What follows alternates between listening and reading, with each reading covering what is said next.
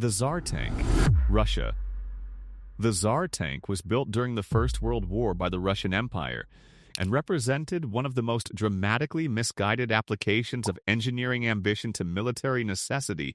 ever attempted by any nation in any conflict. Rather than following the track design that would eventually define what tanks became, its designers chose a completely different approach.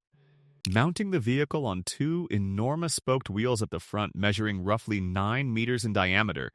with a much smaller rear wheel providing steering, creating a machine that resembled nothing so much as an enormous tricycle,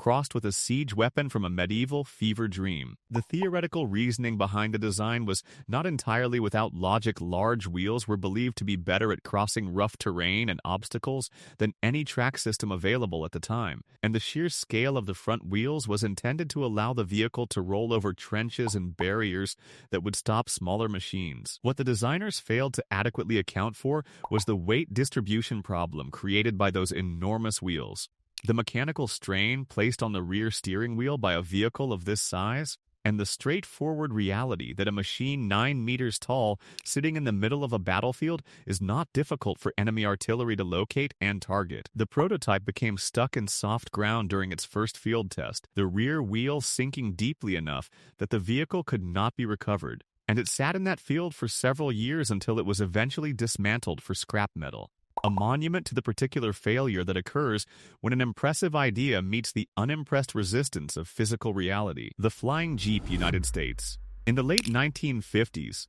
the United States military became genuinely convinced that the future of battlefield transportation involved vehicles that could drive across the ground and then simply take off and fly when the terrain became inconvenient. And they funded several serious engineering projects aimed at producing exactly this. The Piasecki Virts 8 Air Jeep was among the most developed of these attempts, a platform that used helicopter rotors positioned above and below the vehicle body to achieve lift while allowing a pilot to fly it at low altitudes across the battlefield with the directness and flexibility that conventional aircraft could not provide. It flew. That point deserves acknowledgement because the engineering achievement of making something that looked this impractical actually become airborne is genuinely significant. What it could not do was fly fast enough, carry enough, operate reliably enough in the conditions actual battlefield use would demand, or survive the kind of attention that anything flying slowly and relatively low over a combat zone would inevitably attract. The project produced functional prototypes that demonstrated the concept was physically possible,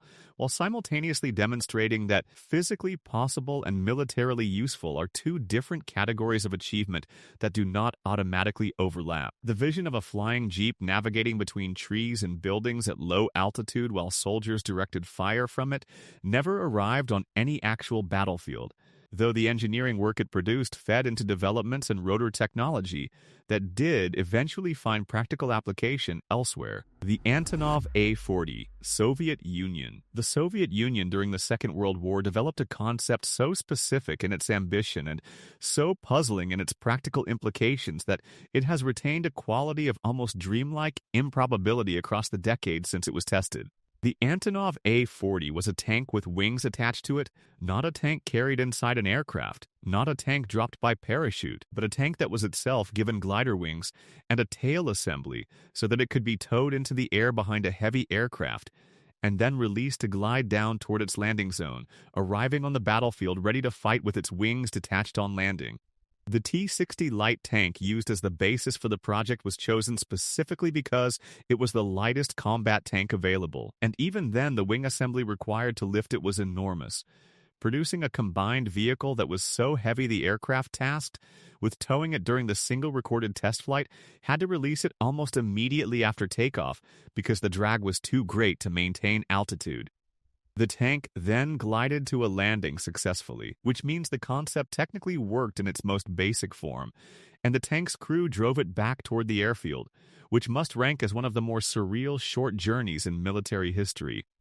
The project was abandoned because no Soviet aircraft of the era had both the range and the power needed to tow the combination to a useful distance, leaving the A-40 as a functional prototype of an idea that the available technology was not quite capable of supporting.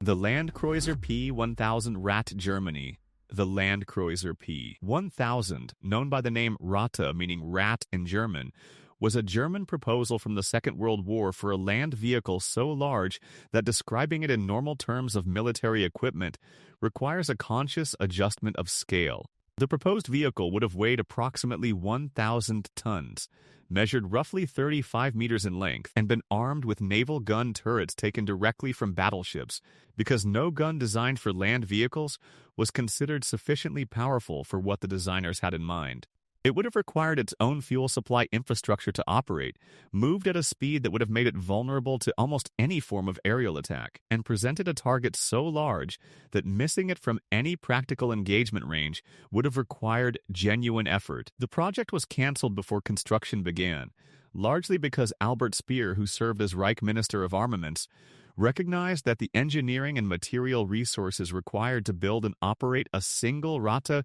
would be better spent producing significant numbers of conventional tanks and vehicles. What makes this proposal remarkable beyond its sheer scale is the reasoning that produced it a genuine belief,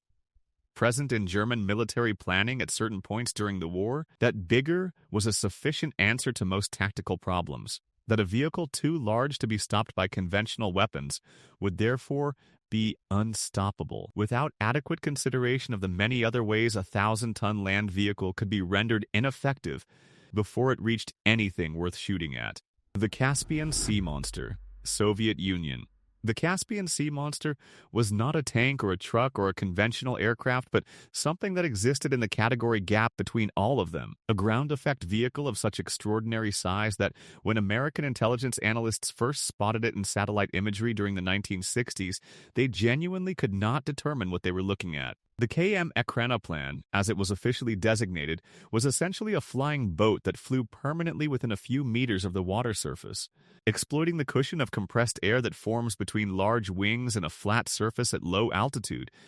to achieve lift without the fuel consumption required for conventional flight. It was roughly 100 meters long, weighed over 500 tons fully loaded, and moved across the water at speeds approaching 500 kilometers per hour, while remaining so close to the surface that radar systems designed to detect aircraft at altitude would miss it entirely. What made this vehicle genuinely strange was not just its size or its speed, but the category it occupied: too fast to be a ship, too low to be detected as an aircraft, too large to be ignored as anything. It represented a Soviet attempt to create a vehicle that exploited the specific blind spots of Western detection systems in a way that no existing category of military equipment addressed. The program eventually ended partly due to the death of its chief advocate in an accident involving one of the vehicles, and the technology never matured into the operational fleet the Soviet military had envisioned, leaving behind a legacy of prototypes and a category of vehicle that the world has never quite found a settled use for. The Schwerer Gustav, Germany, Schwerer Gustav, was a railway gun built by Germany during the Second World War,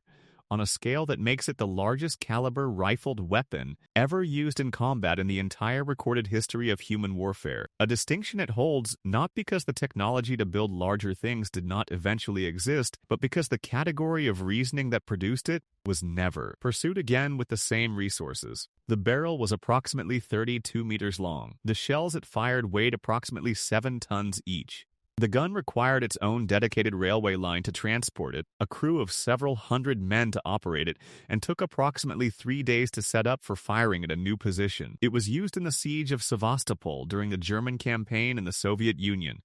where it fired a limited number of shells at fixed fortifications that could not move or respond, which is the only tactical context in which a weapon of this kind has any genuine application. What makes Schwerer Gustav a landmark of military strangeness is the ratio between the resources required to build and operate it and the battlefield value it actually delivered thousands of workers, enormous quantities of specialized steel, months of engineering time, all producing a weapon that could only be used effectively against targets that already knew it was coming and could not do anything about it. The gun was destroyed by German forces before it could be captured at the end of the war, which means the largest gun ever used in combat was ultimately defeated by the logistics of the campaign it was part of rather than by any enemy action directed at it. The M65 atomic cannon, United States. The M65, known unofficially as Atomic Annie, was a large artillery piece developed by the United States in the early 1950s designed to solve a specific tactical problem that Cold War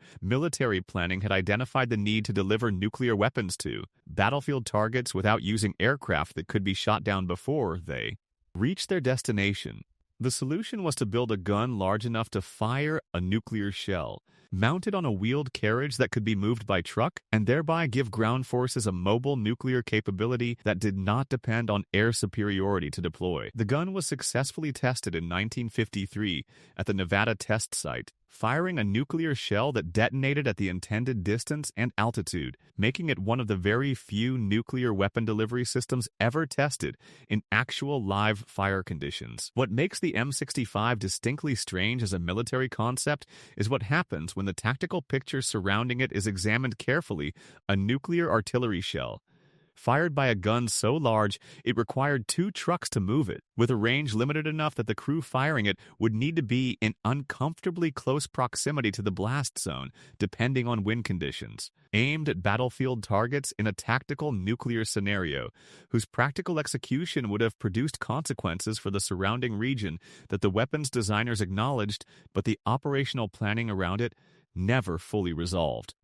The Progvev-T, Soviet Union. The Progvev-T was a Soviet mine-sweeping vehicle built during the Cold War era that represents the intersection of genuine engineering ingenuity and a solution so dramatic in its method that encountering it for the first time produces a response that sits somewhere between admiration and disbelief. The vehicle was a modified locomotive chassis onto which Soviet engineers mounted the jet engine from a MiG-15 fighter aircraft, pointed forward and slightly downward, with the intention of using the engine's exhaust blast to detonate mines buried in the ground ahead of the vehicle by literally blowing them up from above before any vehicle or personnel passed over them. The concept worked in the sense that jet exhaust at close range produces sufficient pressure and heat to trigger certain types of mines, which means the engineering logic connecting the problem to the solution was not entirely without merit. What made the Progvev-T practically complicated was the constellation of secondary effects produced by mounting a jet engine on a ground vehicle and pointing it at the Earth. The dust clouds generated were enormous. Visibility dropped to nothing in the immediate area, the heat signature of the vehicle was extraordinary, and the noise it produced was significant enough to eliminate any element of operational subtlety from whatever mission it was participating in. It was used in Afghanistan and reportedly in later conflicts, which means it crossed the threshold from experimental curiosity to actual operational deployment, placing it in the specific category of strange military vehicles that were strange enough to seem implausible, but functional enough to be used anyway.